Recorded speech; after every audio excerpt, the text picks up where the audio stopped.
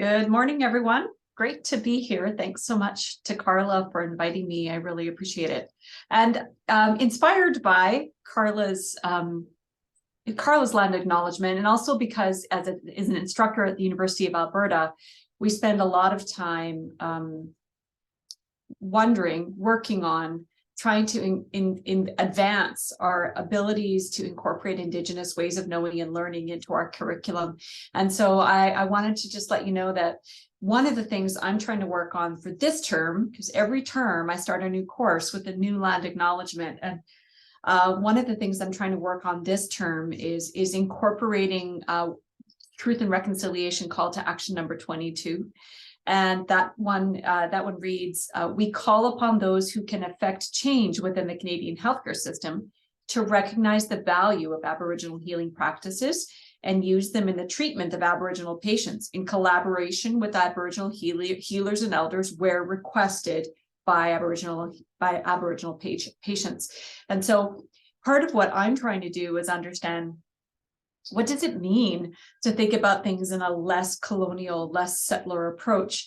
How can I incorporate Indigenous ways of knowing and being within my courses, within my clinical practice, and make my contribution to Canada as a more inclusive place for people, especially those who've suffered under colonialism for so long. So thank you, Carla, for that. My name is Anne Summick. Summick, like stomach without the T, is how I always tell people to remember it. My kids hated that when they were in school because then everyone called them stomach and they hated it, but I'm sure they made it out just fine. They're all grown up now and families of their own.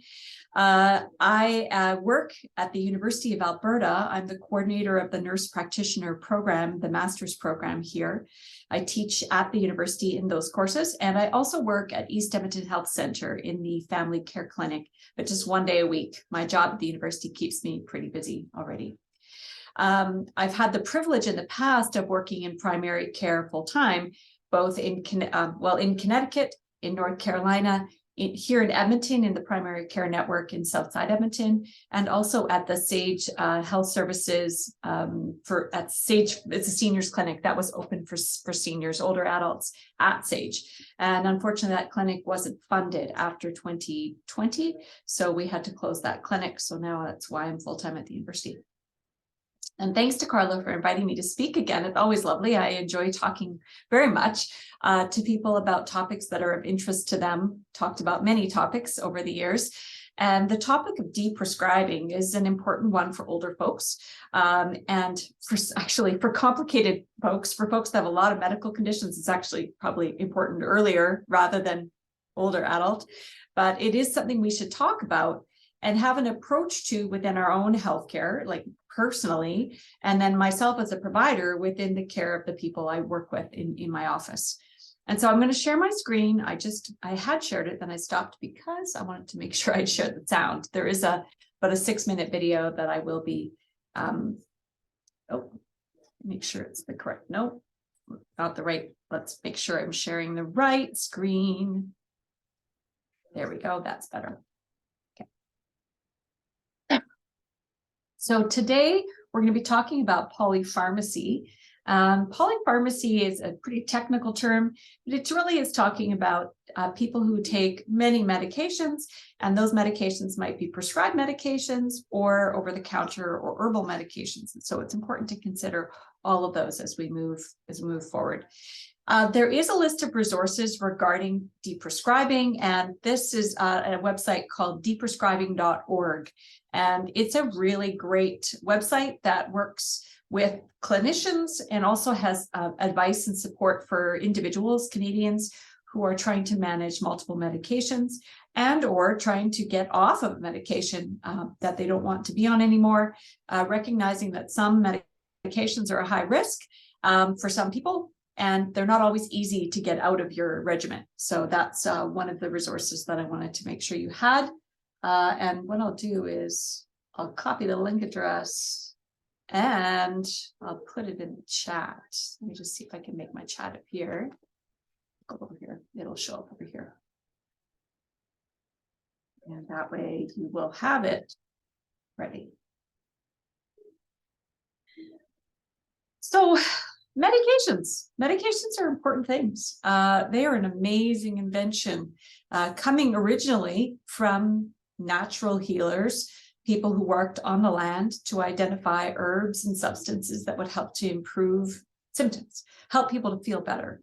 And those natural substances have been co-opted really by science over many years and decades to create very distilled, precise, targeted substances that help manage many different diseases.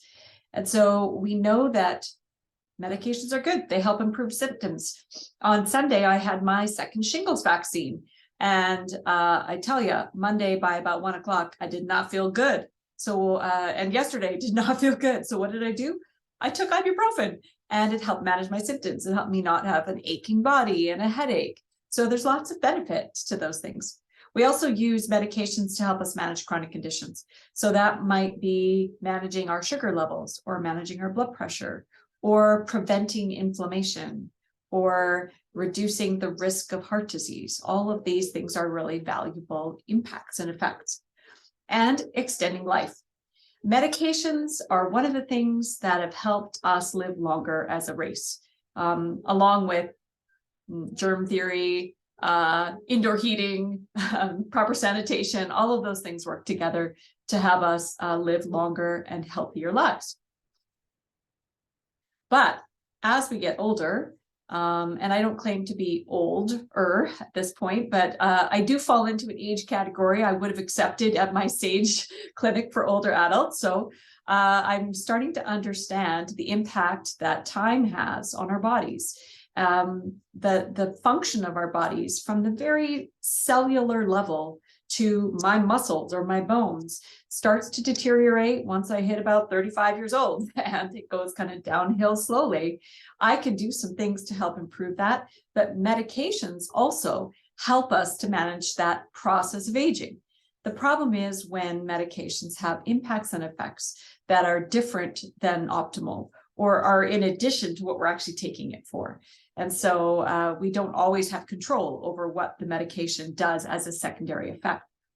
But as we get older, we tend to see more individuals taking more medications. And that's because as we get older, the process of aging, or as we call it in science, cellular senescence, which is the deterioration of our cells and DNA over time, causes us to need more help to maintain our function and to reduce the impact of disease, which is why we end up taking more medications as we get older. But as we get older, the benefits of those medicines and the risks of those medications sometimes changes.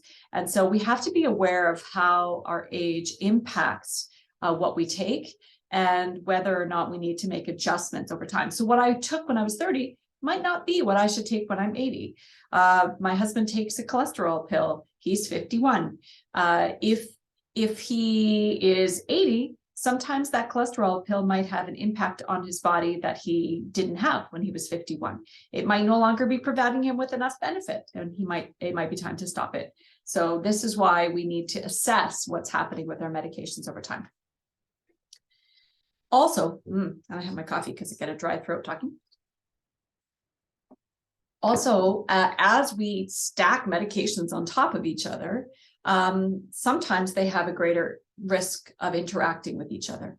And if we look at this little graph here, you can see, I have another screen, which is why I'm looking over here. We have a lower risk if we have only 2 medications. It's not very common that it would interact. So for example, I take an allergy pill every night, or I sneeze all day, and I take a vitamin supplement, like a multivitamin supplement with iron. So those 2 medications are my regular medications, and the risk of those is pretty low. But if we go up to 5 to 7 medications, we have 4 times likelier chance of having an interaction between those medications. And if we have 8 to 10 medications, it's an 8 times greater chance that those medications will interact with each other. Many of those medications get processed through the same parts of our body. Many medicines are processed by the liver, and there are specific enzymes and processing functions in the liver that can maybe only manage one thing at a time, but they interact if we get too many inputs. Either the medication doesn't get metabolized and has a longer, greater effect in the body, or it gets metabolized too quickly and it doesn't have an effect on the body. It's not effective at all. Or sometimes it means that it causes stress to the organ that's processing the medication, and that can lead to other side effects like aching muscles or fatigue or nausea, for example. The more medications you use, the greater the chance of interaction between those medications. And so that's why it's really important that we pay attention to how many meds we take and how they might overlap in our body. So as we get older, there are some things that change. You know, I mentioned this big phrase, this fancy word, cellular senescence. But what it really means is that our bodies aren't as able to function at this level as they were when they were younger. And the medications might have a different or greater effect. And so, for example, if we look at this image here, our brains as we get older become more sensitive to drug effects. So, and also to the effect of illness. So if you become, if you have a urinary tract infection, for example, in the past, when you were younger, perhaps it just hurt to pee and it just was really bothersome and you took antibiotics and it went away. As you get older, your body might not actually be sensitive to that pain stimulus, that result, that symptom of burning when you urinate. But your brain is certainly sensitive to the impact of an infection, and you might become confused, delirious, fall down, don't know who your family is, just because of a urinary tract infection. And that's because our brain is just much more sensitive to medications, but also to the impact of what's happening in the rest of our body. Our bodies, as part of cellular senescence, is a process called sarcopenia. And sarcopenia means our bodies lose muscle tissue and they replace those muscle cells with fat cells, which is darn unfair if you ask me. So when we're 30, we have sort of our optimal muscle mass in our body, and it gradually comes down in a graph over time, which is a normal process of aging. And that means that by the time we get to 65, 70, 75, 80, we have much less muscle tissue in our body as a whole. And most of the time, the more muscle tissue we have, the slower our body absorbs and processes medicines. So medicines don't have as drastic an effect. But when we're older and we have more fatty tissue instead of muscle tissue, sometimes that means that those medications, they kind of hang around for a long time. Muscles use medicines or use the effect, whereas fat kind of stores the effect, and it might release over a much longer period of time. Thirdly, as I mentioned here, our liver and our kidneys, two major organs that do a lot of work to process medications. Those organs just don't work quite as well anymore as we get older. And so they don't process medicines as effectively, which might mean they hang around longer, or it might mean we don't get as much benefit from them. Or as I said, sometimes it means that we're trying to compete for processing time from our organs. And so we have reduced effect of all the medicines we take. And then lastly, when we lose our sort of fatty subcutaneous tissue, because the fat we pick up, unfortunately, is fat in our muscles, not fat like under our skin. So that fat under our skin is a place that holds a lot of water. And as we age, we often have reduced water in our system. We get dry, we're a little dehydrated, and as older people, we don't have as good of a sense that we're thirsty. So unless you're really purposeful about drinking water, sometimes people just don't drink a lot of water. And so an older person might come to me and I say, how much water do you drink? Oh, I think I drink a pretty good amount. Oh, tell me what you drink in a day. Oh, I have a cup of tea at breakfast and I have one in the middle of the morning. And I sometimes have a cup of coffee at lunch. And I might have a glass of wine at dinner. And I think, that's not a whole lot. But they think they're drinking fine. So they're just become really dehydrated and very sensitive to changes in body fluid, sensitive to how much water you have on board. the more dehydrated you are, the less capacity your body has to process things, and the harder it is to manage things like your blood pressure. You don't have as much control over the blood vessels to like make them smaller or make them bigger, to adjust for standing up, laying down, being active. And so that means that it's harder for your body to accommodate for some of those changes that happen as a part of your daily life. And sometimes harder to accommodate for medications you've been taking for many years, say for your blood pressure. Your body just doesn't know how to manage those quite the same way anymore. So with our kidneys, medications, they get processed usually in the liver, and then the metabolites, or the active part of the medicine, is floating around in our bloodstream.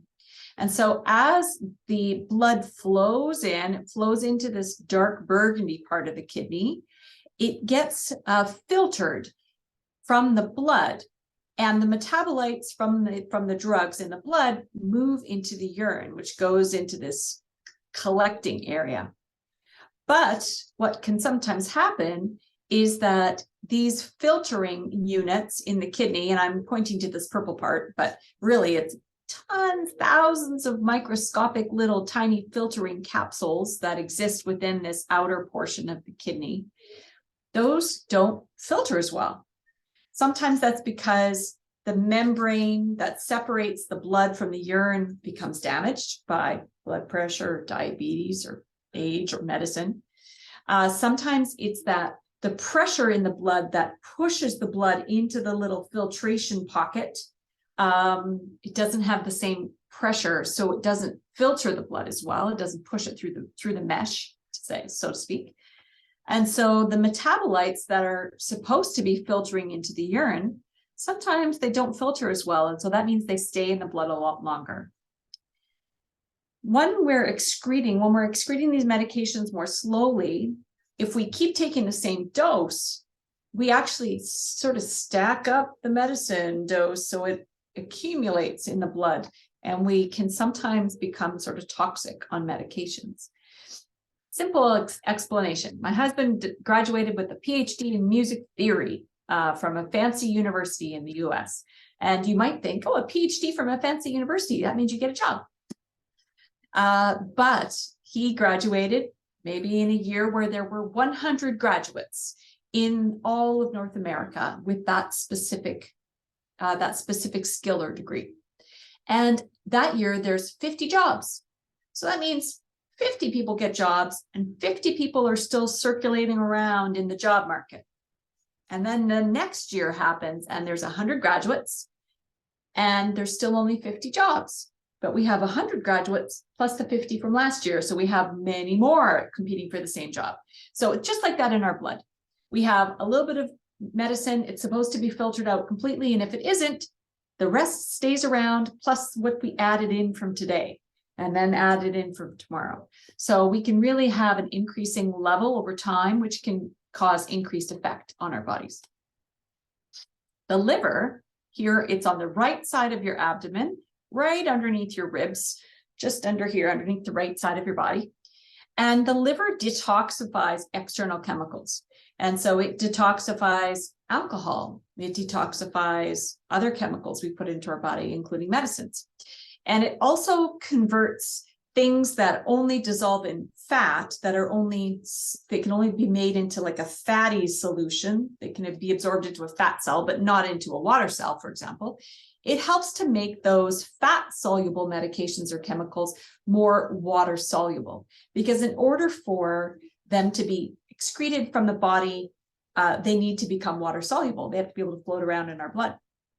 So when our liver does that, it depends on some really key enzymes that I've mentioned in the past that help to change those medications from being fat-soluble to water-soluble. And most common enzymes, there's a few common ones, help to process about 80% of the drugs we take. So they've got a big job. And if multiple drugs use the same enzyme from here and from here, then that can slow down the metabolism of the drug.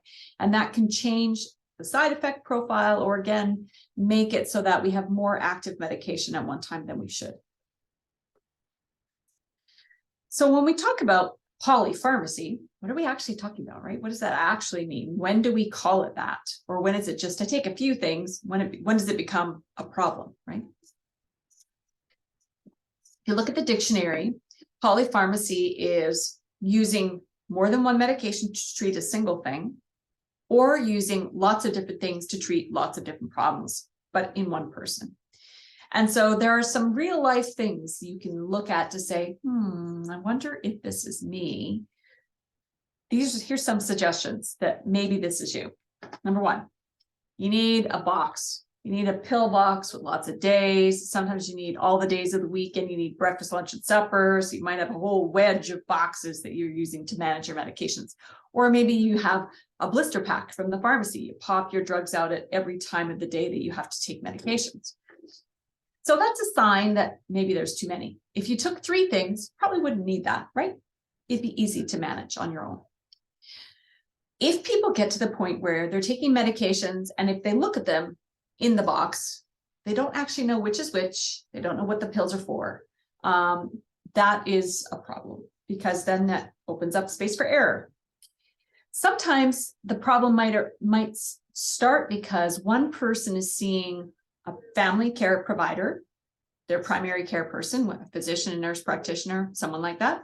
Or in addition to that, they see a heart specialist, a lung specialist, a rheumatologist, and all of those people are prescribing drugs. Or a person doesn't have a primary care provider and they go wherever they can find care. And that's a big problem in Alberta. About 1 in 4 to 1 in 5 people don't have a regular primary care provider that knows them.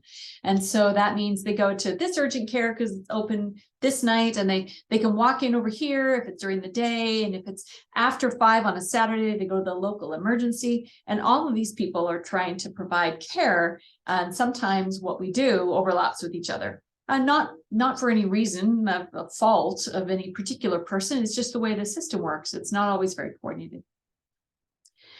Another sign of polypharmacy is you just don't feel good. Someone just isn't feeling good, but they don't know why. And maybe it's been going on for a while. And especially if somebody is taking 5, 6, 7, 8, 10 medications, then it might just mean that there's a lot of different inputs happening, a lot of different chemicals coming into your body, and your body just isn't managing those very well.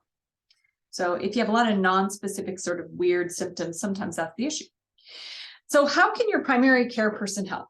And you'll see that I try to use words primary care provider throughout most of my presentations, because of course I'm not a physician, I'm a nurse practitioner, but I provide primary care.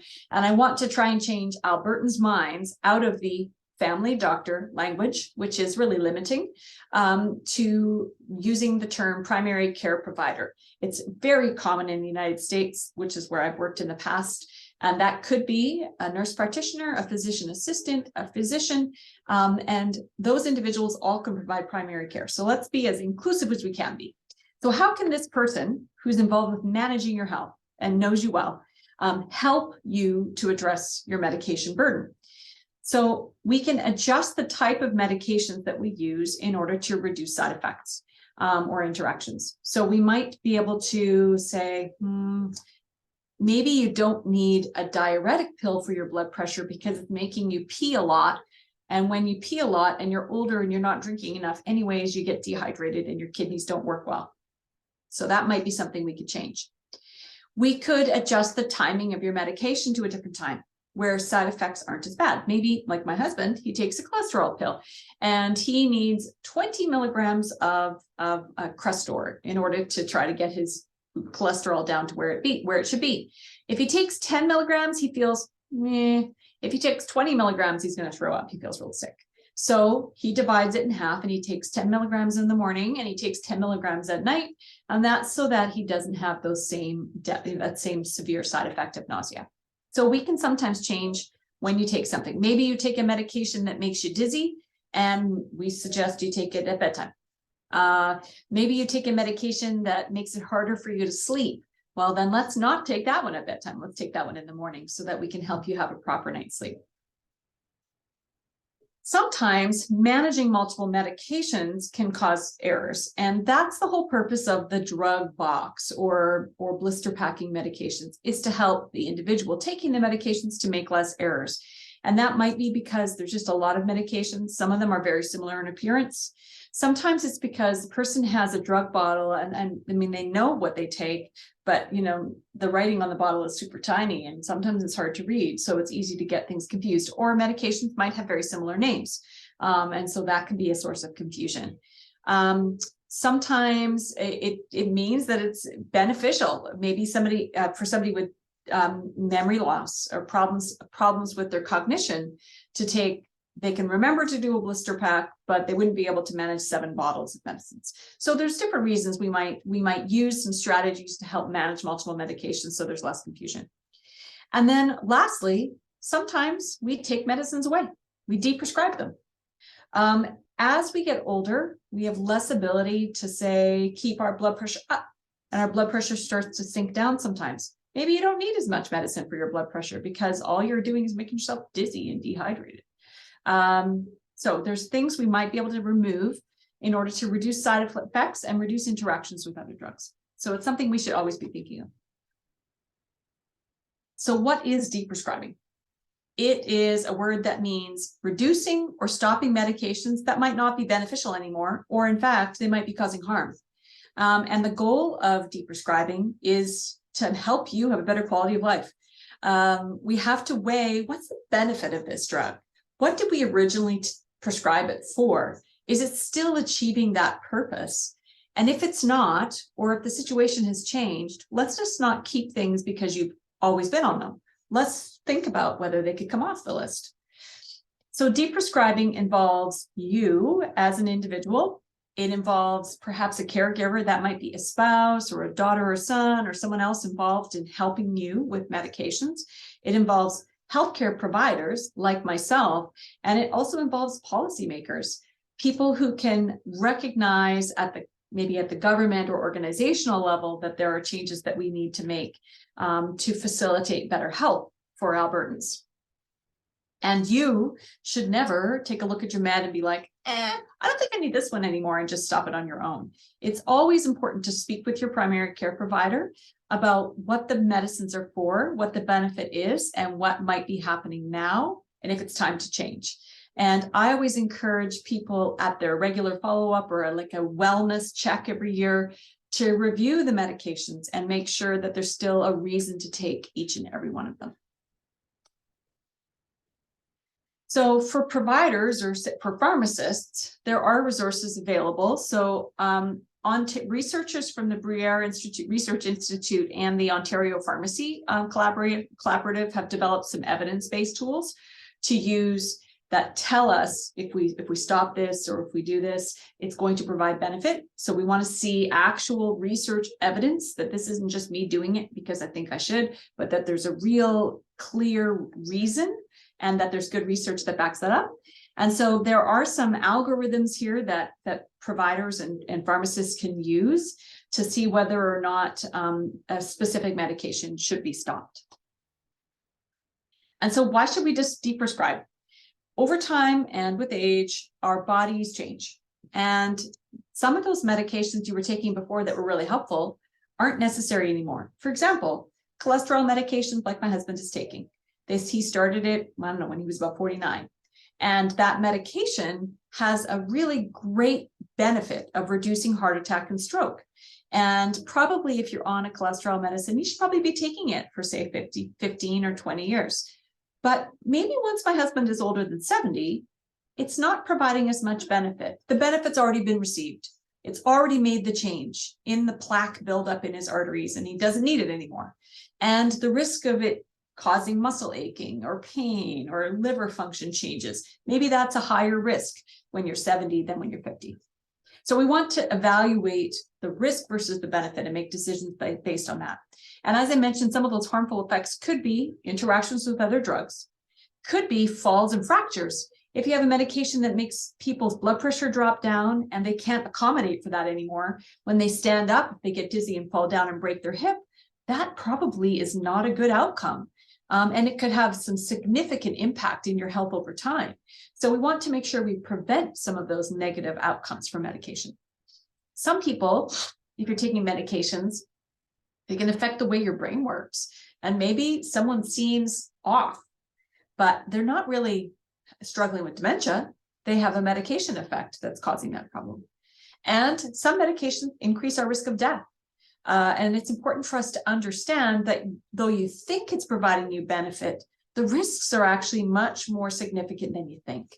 And we need to be really careful about prescribing those types of drugs. For example, sleeping medications, the Z drugs, as we call them, zopiclones, aleplon, which would be like imivane or Sonata or any of those medications to make us sleep. They're great for making us sleep, but they are very risky drugs, very habit-forming drugs, and very dangerous for older adults. So we need to be aware of what the risks are and make some conscious choices early to reduce that risk over time. And frankly, taking drugs you don't need costs a lot of money.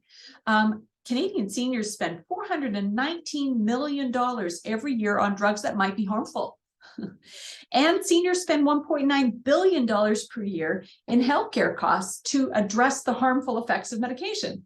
Nothing worse than taking a medication that makes you feel a certain way, and then we give you a medication to treat the way you're feeling, which makes you feel a certain way. We can have a real sort of waterfall effect of treating side effects of medications with other medications. 12% of seniors with 5 medications or more had side effects that needed medical attention, compared with 5% of people who took 1 to 2 medications. So the more medications you have, the more risk of side effects and the more need for intervention. And in Canada, nearly 70% of all seniors take 5 or more drugs, 70%. And almost 10% take 15 or more medications every day. Now that is a lot. Now, some medications are needed. Do not get me wrong. Medications are a marvelous invention, and we should definitely use the ones we need. We just need to be really cautious about what we need. If we look at one of the impacts of medication use, falls, one of the impacts, which medications increase the risk of falls? Diuretics, so blood pressure pills that make you pee, 7% increased risk of falls. Painkillers, opioids, Percocet, Tylenol 3, Dilaudid, Tramadol, 10% increased risk of falls.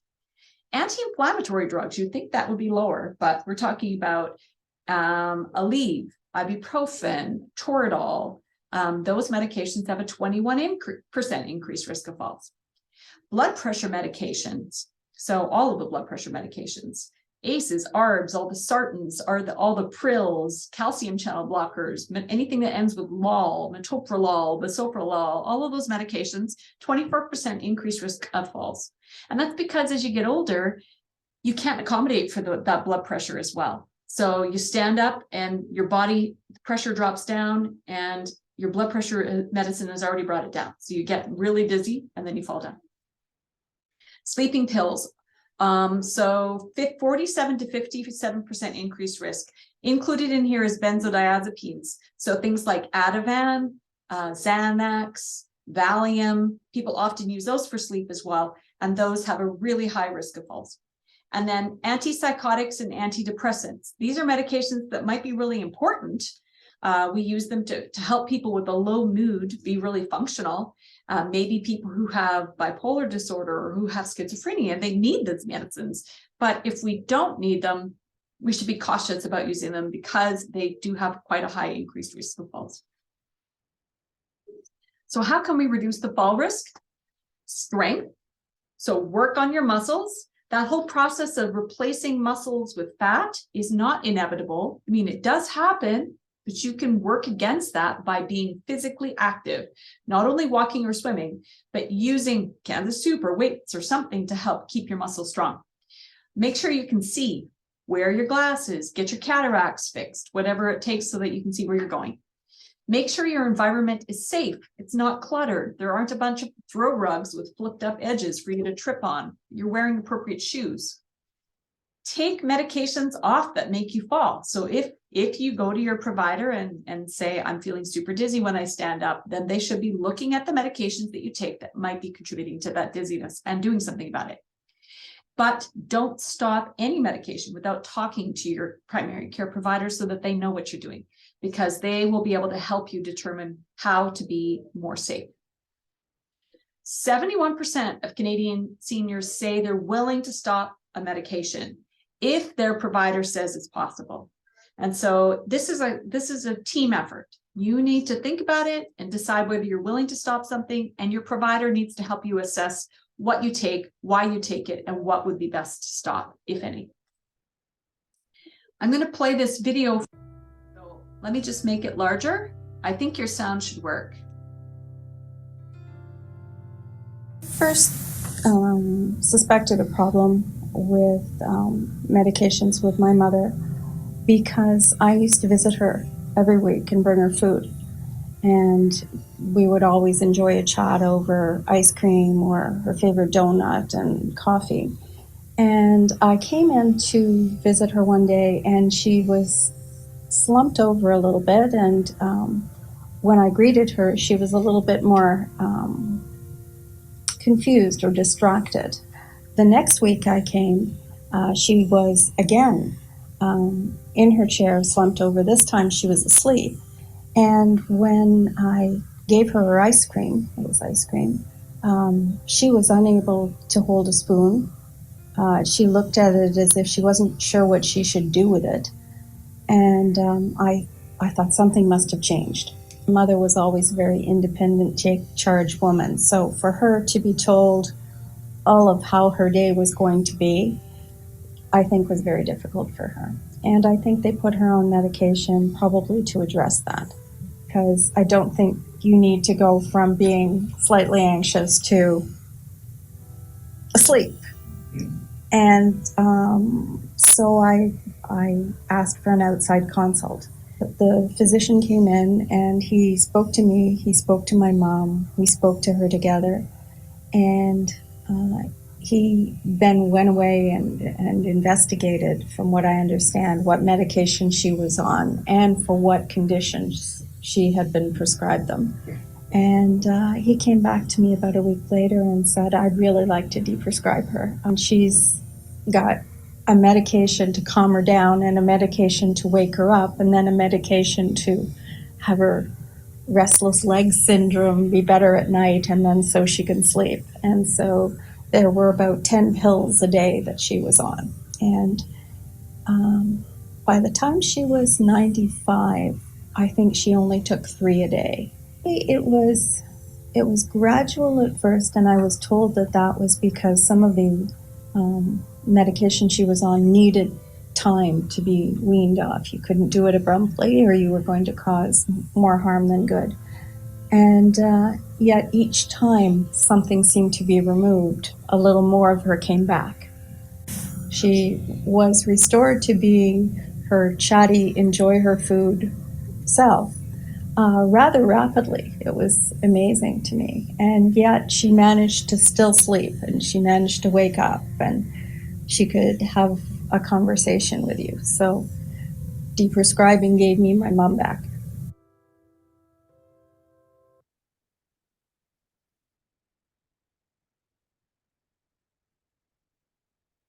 So let me just put this back up here. Some of the questions you might want to ask are, why do I take this medicine? What are the potential harms and the potential benefits of the medication that I take? Can it affect my memory? Can it cause me to fall? Could I stop or reduce the medication? And then if I do make those changes, who do I follow up with and when? And that's one of the things that Susan mentioned, was this idea that some medications take some time to come out of our body. So some people will say to me, for example, that they've been on a medication for nerve pain, gabapentin, and they don't think it's doing anything, and they'd like to try going off of it. And my response usually is, okay, we could try. And it takes about 4 to 6 weeks for that medication to really get out of your system. And then at about 5 weeks, I have an appointment with them in my schedule, and they come in and they say, actually, I think the medication was doing something, because now my legs really hurt all the time. So that's fine. We can go back on the medication. I always tell people the worst case scenario is we actually should go back on it, and then we can adjust the dose so that it's maybe a little lower and meets your needs without being too much for you. And that's all I have to say. I have some references here, but I'm open to questions. I see that there are some questions in the chat, so I'll let Carla decide if it's time to stop recording, and then we can always go back to those questions. Perfect. Thank you so much. And that was a wonderful presentation. And thanks everybody for being here today as well. So I know that I have a couple questions. I am just going to quickly put on the quick Zoom poll. It's just one quick question. And then if you could just answer that, we can head into some Q&A. I have a few questions that I've written down, so I'm happy to have those answered, hopefully. So I'll just put up the poll, and if you wouldn't mind responding to it, that would be so appreciated here. I'm just going to launch it. There we go. And if you're just able to indicate your choice of answer, that would be fantastic. I'll leave it for a few seconds here.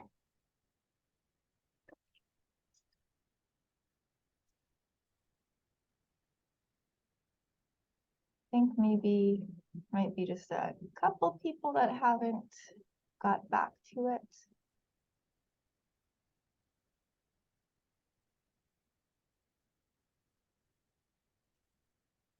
All right. There we go. I'm just going to end the poll now. And now if it's all right with Anne, we can jump into some Q&A. Sure. So I mentioned I have a couple of questions that I put down in the chat box, actually, that I was just curious about. So you mentioned about vitamins, and you said like you took a certain vitamin, and then you mentioned something else, and you said, so those are the only medications I take, which are very low, like relatively low harm. So I was wondering if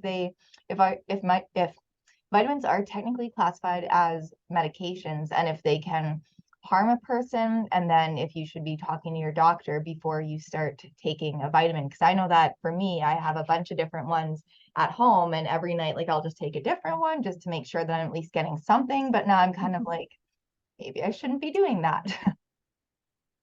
Yeah, it's interesting. Vitamins, people don't think of them as medicines, but definitely vitamins are something that can have a positive impact on our bodies, and they can also have a negative impact on our bodies. And there's research happening all the time about the benefits of specific vitamins for specific problems. So we know that, for example, vitamin D can be very helpful for folks. It can help with our bones and our strength in our body. It also can sometimes help with our mood. And it's hard for people in Alberta to get sufficient vitamin D because we live in a country where half the year we don't get a whole lot of light, or it's cold enough that we don't go outside with bare skin. And so we don't absorb as much vitamin D. But there has been research that showed that taking extra large amounts of vitamin D actually is harmful. So we need to be cautious about how much of things we take. Vitamin E is another example. People say, I take vitamin E because it makes my skin look so nice and because it's good for my brain. Except that people who took more than 400 units of vitamin D were at a higher likelihood of dying.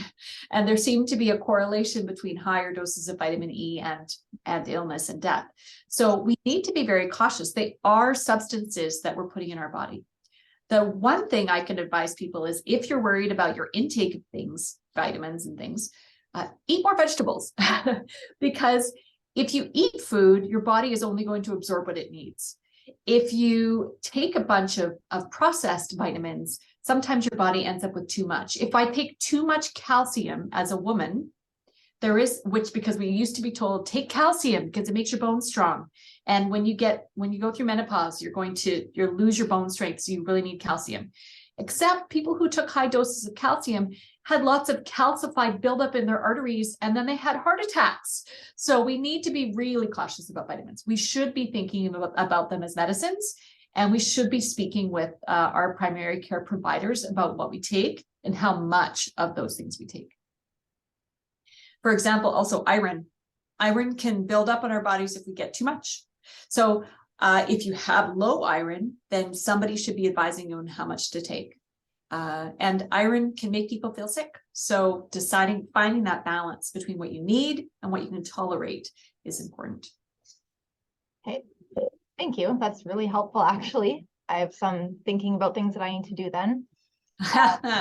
One other question I asked, and this is just because I don't really know much about it at all, but we were talking about liver and enzymes and everything in the liver.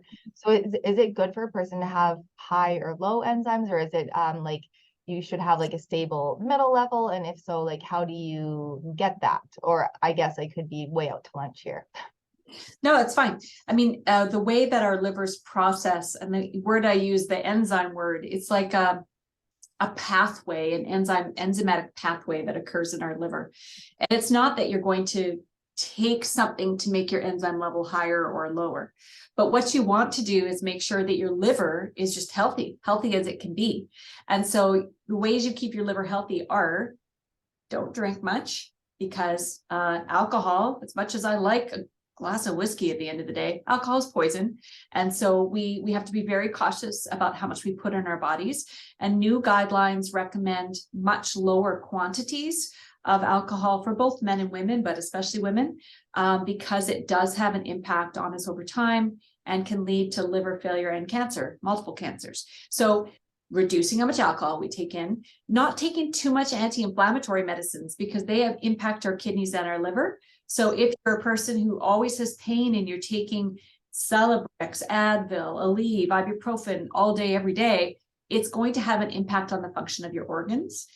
And then being really a good fluid drinker, so lots of water, the more that you can keep your fluid, your blood flowing through these organs and maintaining the perfusion of the organs, the better. And also being active, because keeping healthy blood pressure and healthy arteries is going to help all of your organs get the blood flow that they need to do their job.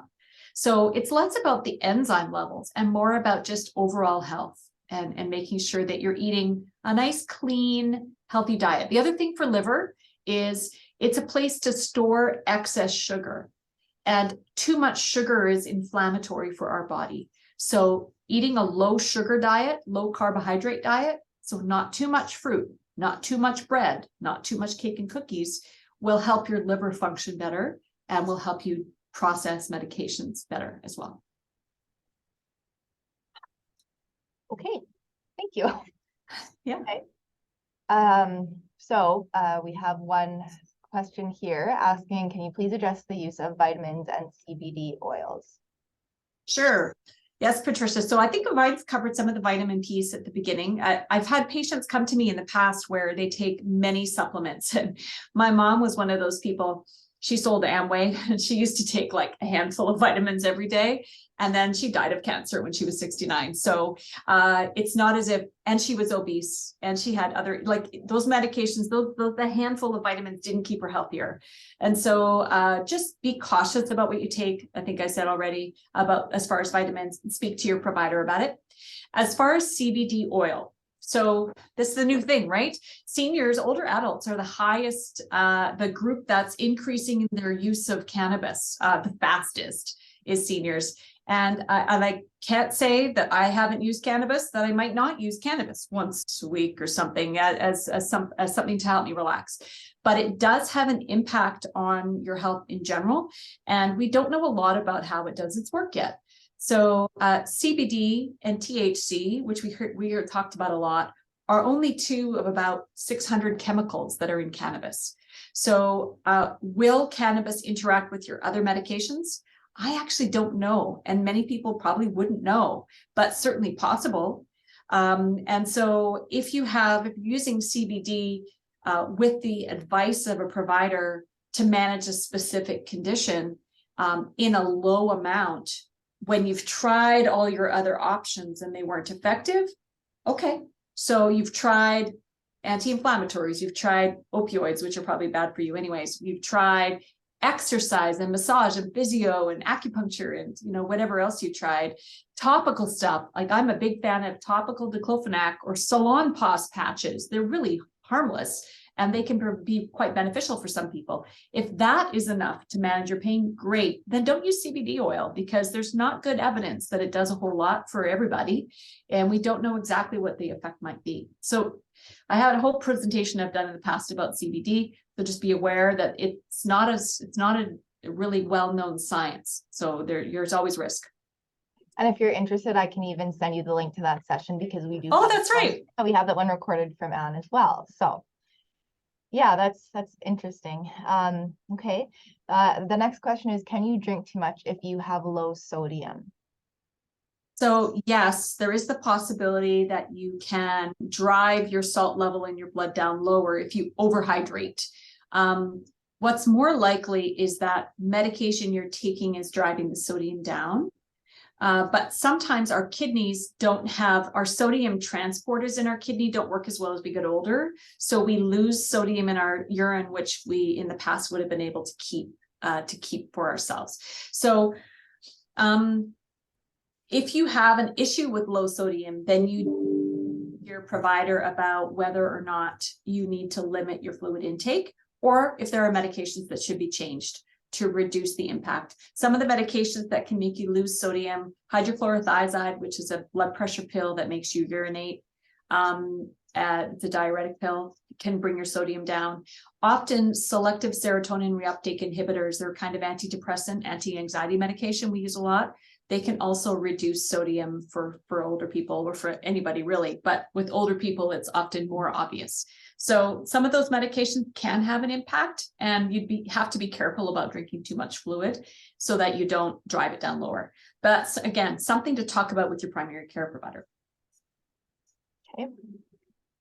And I just have one last question about like taking medications. Like I know I was on, I had a whole medical issue, and I know I was just taking a whole whack of ibuprofen, like it was an obscene amount, just to try to take the migraine pain and everything away. Like I guess I'm just curious, is there a way to cleanse the organs that are processing those medications that may be potentially harmful? Like you mentioned ibuprofen and different things like that. Like, is there a way to cleanse or heal? Or like, besides, I know you mentioned drinking lots of water, eating a very healthy diet. Yeah, that's tricky. Your kidney, if your kidney is damaged, and high doses of ibuprofen can damage your kidney. Plus they can cause bleeding, like in your stomach or in your intestines from too much NSAIDs or anti-inflammatory medicine. So you have to be kind of careful. Your kidney, if it's damaged, is kind of damaged. And the highest dose of ibuprofen you should ever take on an ongoing basis, and I would say no longer than a week or two at a time, would be 800 milligrams of ibuprofen every 8 hours. So I always tell people you could take 400 milligrams every 4 hours, or 600 every 6 hours, or 800 every 8 hours, but that's kind of the max. And so if you're taking a lot more than that, you're putting yourself at higher risk of kidney damage and also bleeding in your stomach. So the kidney is the kidney. It just kind of, it is what it is. But your liver is an amazingly regenerative organ. So that's why we can take a little piece of liver and put it in somebody else, and then they grow a whole new liver. It's really quite amazing. So just if you have medications you've taken that have maybe affected your liver, the best way to manage that is just, again, practice that real healthy diet, avoid alcohol and avoid anti-inflammatories, and drink lots of water, and your liver may just improve over time because of just the amazing organ in that it is. So good news about that. That's a very positive way of putting a spin on everything. I appreciate that. That's great. I really appreciate all of your expertise and all of the time that you put into today for us. And I'm so excited that we have this recorded, so we'll be able to post it. I think we answered everybody's questions, all of my several questions on my part. So I guess that brings us to the end of our presentation. And I want to thank everybody for coming today. And again, thank you, Anne. Hope everybody's able to stay warm and keep safe and enjoy the last day of November today. You bet. Yeah, so stay warm and take care. Thanks for coming, everyone. Thank you. See you.